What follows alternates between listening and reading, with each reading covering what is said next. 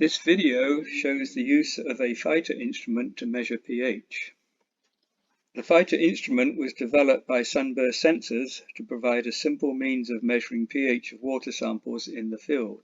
Full details of operation can be found in this paper, accessible via the QR code. pHyter uses Cresol purple indicator to measure the pH. Cresol purple appears yellowish in acid and purple in alkaline conditions. The transition point occurs at pH 8, which is ideally suited to that of seawater. The pHyter instrument has two LED lights to assess the absorbance in the blue and yellow regions of the spectrum. The reading is first taken with seawater in the cuvette as a blank. The Cresol purple indicator is added and a second reading taken. This information is transferred to a smartphone via a Bluetooth connection from where the pH is calculated. The pHyter on-off button is a small push button here. It's a very small difference between the off position and the on position. The pHyter needs to be on when making measurements or charging the battery or communicating with the iPhone for sending data. When not in use, make sure it's off, and that way the battery will stay charged for several weeks. Before using pHyter for the first time, we need to charge it up with a USB cable. Make sure you press the on button fully in, and it takes a couple of hours or so to charge up, and once charged up it will last for quite a few measurements. The first thing you need to do is go to the App Store and download the pHyter program. So on first use this will say get or install. Once the pHyter instrument is turned on, click on the pHyter app. Start scan, click on the pHyter. When you first use your pHyter, you'll need to calibrate by pressing the settings button and then calibrate, and you need to adjust the sliders to give a value somewhere between 1000 and 3500. With water in the sample, both of these are in the 2000s, so that's an ideal range. And also check on the battery power. This should be somewhere around 4 volts. When it gets down to around 3.8 volts, you'll need to recharge.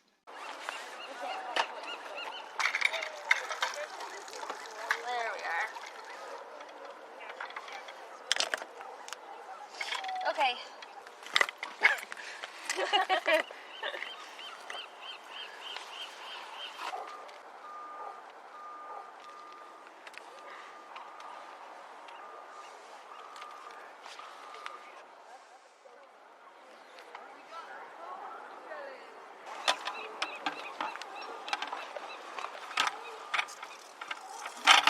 Oh!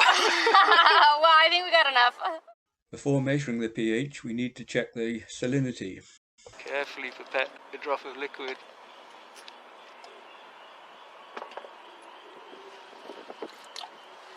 Okay, and I see 35. That looks good. If required, you can change the salinity. Now we're ready to measure pH with the pHyter.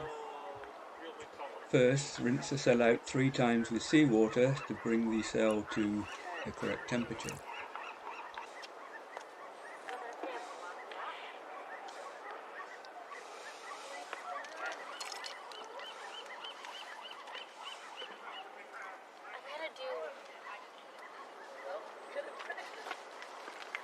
And press measure background.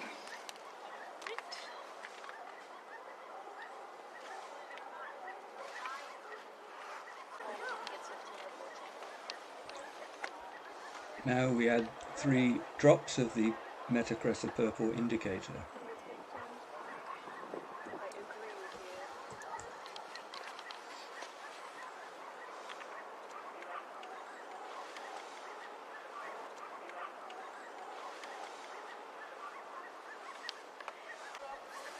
Invert the pHyter 3 times to make sure the indicator is well mixed. After adding the indicator, press measure pH, and we have a pH of 7.92.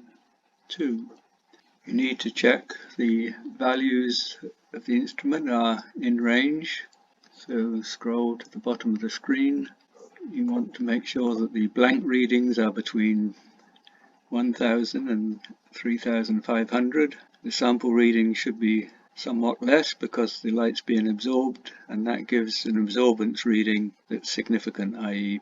typically higher than about 0.1. The dark signal should be a small number, less than 1. In sunlight you need to keep your finger on top of the stopper hole, and then the pH will be in a range typically for seawater between about 7.5 and 8.1. Sometimes you'll get a failed reading because there's something out of range. In this case the absorbance readings are too small and this reading is not high enough. So you can either change the settings or start with a fresh sample. Return to the program or press anywhere outside of the box. When you're ready to upload the data to some other source, you hit the upload button and then you can either send to mail or send to Dropbox.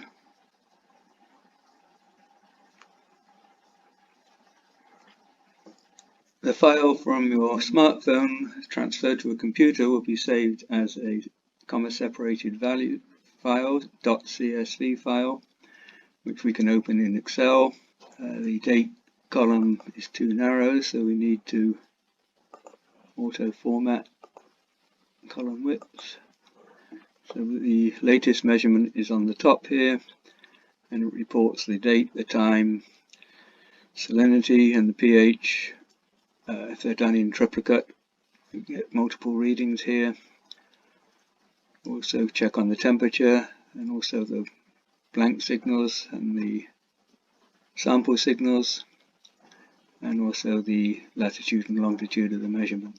The pH of seawater in the Monterey Bay can show quite large variations from the expected 8.1 of surface seawater. This is due to upwelling from the deep canyons, which are just a few miles offshore. It can also arise from phytoplankton blooms or from large hordes of feeding animals and birds. Tracking the pH to monitor ocean acidification due to climate change will therefore be a long-term event because of this large variation.